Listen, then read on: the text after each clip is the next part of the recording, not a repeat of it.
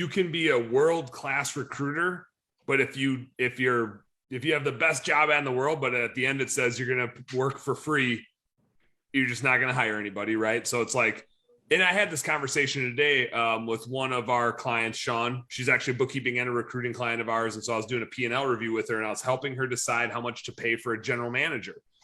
And she's like, I got to pay way up here. And I was like, actually, you don't. You just have to be in line with the market. You can't be below it. And it's not going to benefit you to be that much above it either, because then you're going to, especially in that role, you're just going to attract somebody that is just there for the money, which means when they can go make more money, they're also going to leave for the money. Like, you have to be competitive, but it's you can't pay too little. If you pay too much, it can burn you too.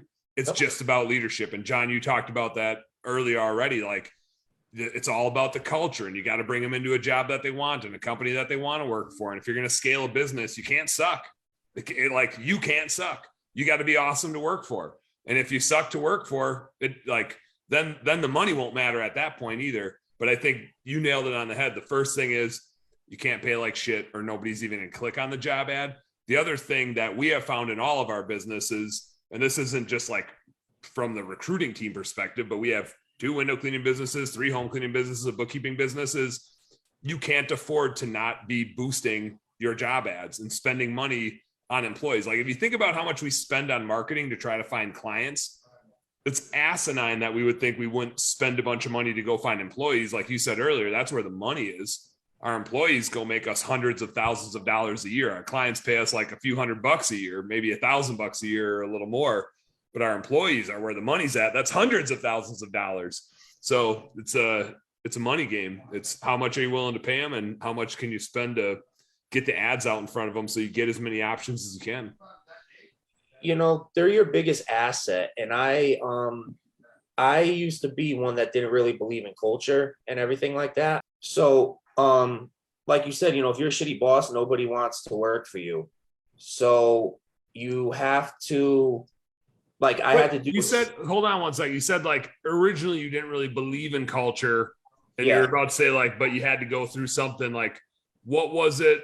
Because I had the same happening with, like, leadership. Like, I didn't believe leadership was as nearly as important as it is. I was like, well, they're not doing anything. It's all the employees that are doing the stuff. And then I've seen businesses with not strong leaders, probably because they couldn't build a strong culture, and the businesses just crumble. I mean, they just fall apart. So I'm curious where you thought, maybe culture wasn't as valuable, and what turned the tides for you. So kind of what turned the tides is, like, being a sports fan. So I always saw that, like, the teams that win, they always have a really good culture. They always have, like, they mesh well, they get along. They might not all like each other, but they put that to the side for the common goal, which is to win.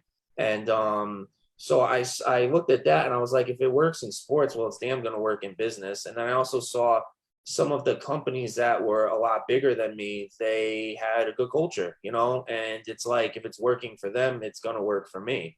Mm-hmm. So I had to first take a real hard look in the mirror at how I lead people, because, I used to be one of those yellers, and I don't even like to admit it, but, that's how I was. And it's really started with me looking in the mirror, changing how I lead.